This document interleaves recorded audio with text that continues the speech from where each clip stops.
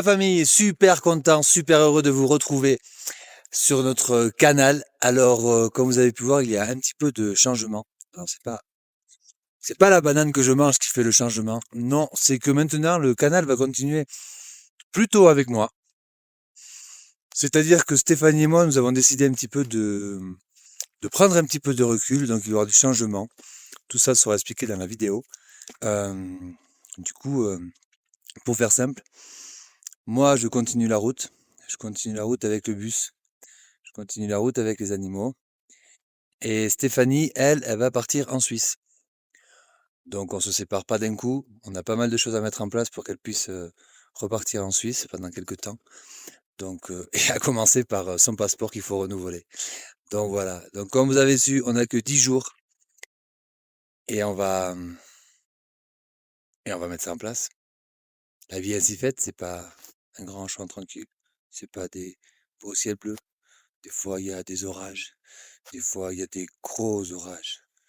Mais toujours, la lumière revient.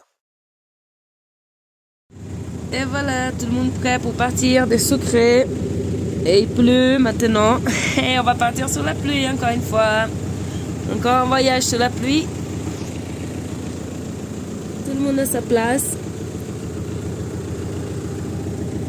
N'est-ce pas Félix? N'est-ce pas Misty?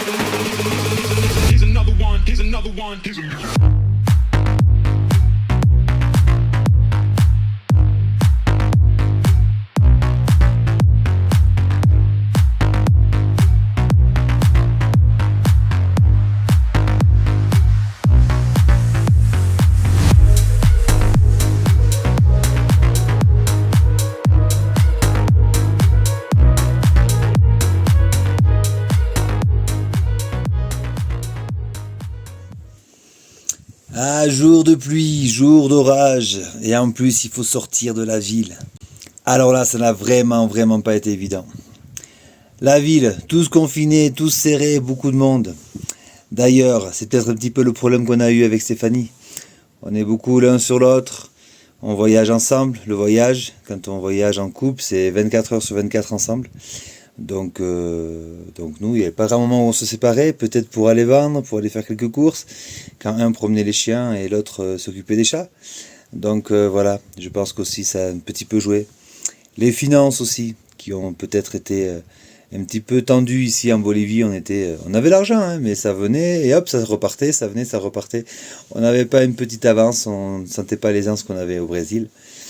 Donc voilà, tout ci, tout ça, et puis peut-être des choses qu'on doit réajuster personnellement et qui se reproduisent chez l'autre. Donc voilà, heureusement on a pris la route et heureusement on a pris un petit peu de hauteur, ça nous a fait du bien. Un petit peu de hauteur sur la situation, un petit peu de hauteur sur notre village.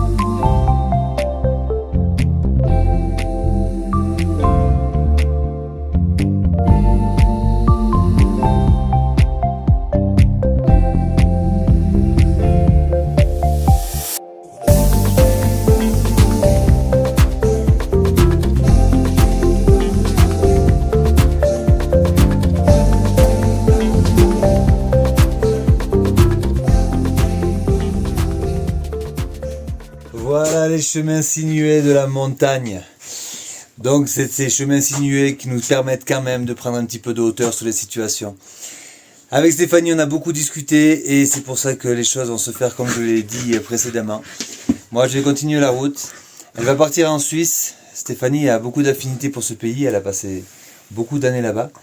Et d'ailleurs, elle va rejoindre des amis qu'on a en commun qui ont un magnifique projet, qui font genre de permaculture. En même temps, ils font du pain, ils sont boulangers, ils sont traiteurs.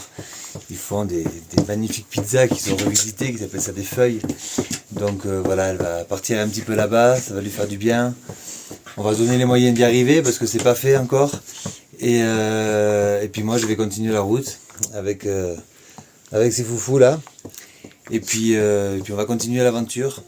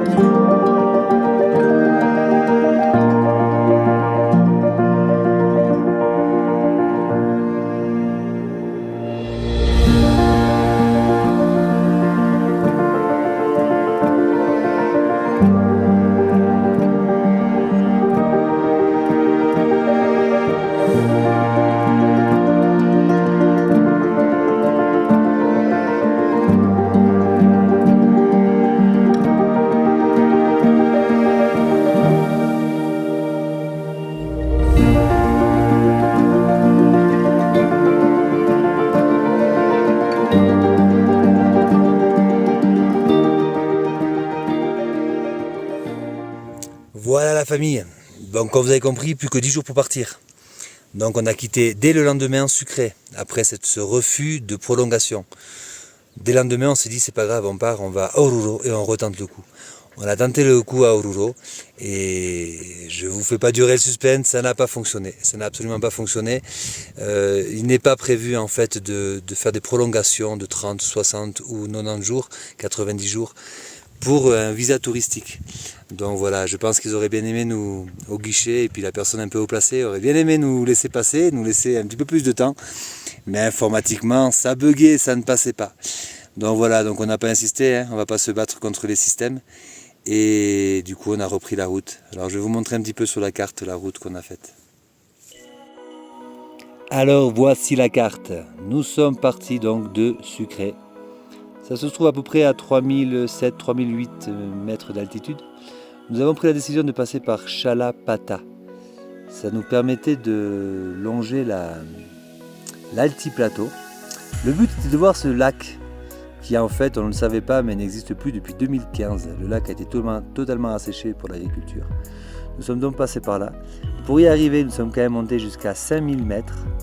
Puis ensuite, nous sommes redescendus jusqu'à ce plateau, ce qui nous permettait d'avoir une bonne ligne droite et des surfaces plus planes pour atteindre Oruro.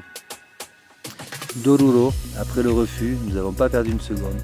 Nous sommes partis directement. Nous sommes passés par la route que vous voyez là et nous avons coupé par Viacha pour ensuite atteindre ce village qui, je pense, vous parlera un petit peu, mais nous en parlerons dans la prochaine vidéo. Nous sommes plus qu'à 40 km de la frontière. Et comme les choses ne sont jamais si simples, parce que ce serait trop beau, eh ben, le trajet s'est bien passé, mais il y a eu quand même beaucoup de rivières à passer, beaucoup d'embûches, un peu comme un couple qui est en séparation. C'est pas simple, il faut prendre beaucoup pour soi pour que ça se passe bien. Et ces petites contraintes, donc, vu qu'on voulait tout faire ici en Bolivie, pour qu'elle puisse ensuite faire son expérience en Suisse, eh ben, il va falloir le faire au Pérou. Donc je vais avec grand plaisir vous montrer un petit peu la route qu'on a prise, les rivières qu'on a eu traversées. Mais quand même ça valait vraiment le coup, même si la route a été sacrément longue.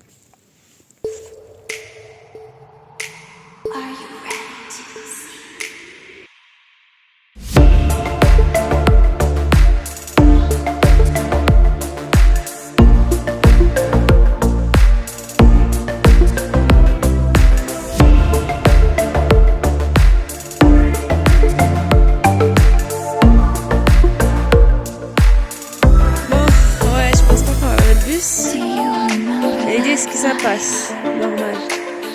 Voici.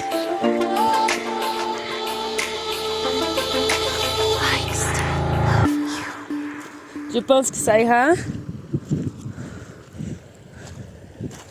Hein? Tu penses que ça ira? Ouais, ça ira. Ça ira. S'ils le font, on le fait aussi. C'est dommage, on avait un joli port, mais on ne peut pas le prendre. Oui. Voilà. Ah non. À notre jouet. On y va.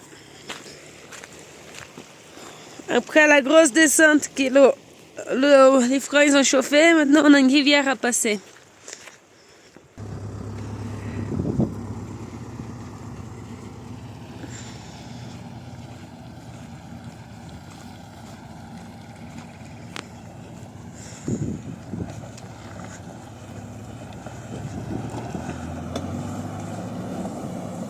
Ça va nous refroidir les freins comme ça.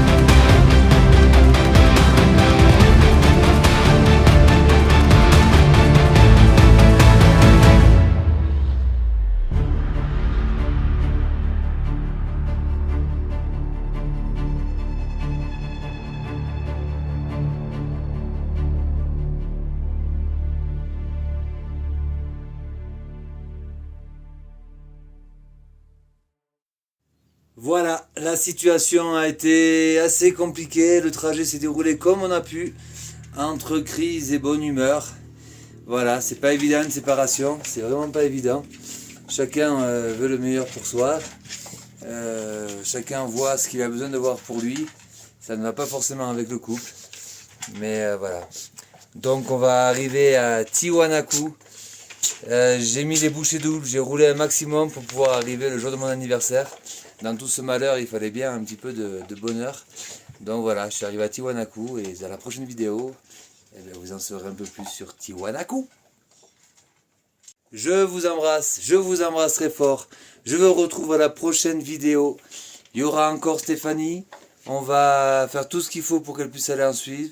On va faire tout ce qu'il faut pour aller le plus vite possible parce que c'est pas évident une séparation. Tout le monde le sait, tout le monde en a vécu. Donc voilà.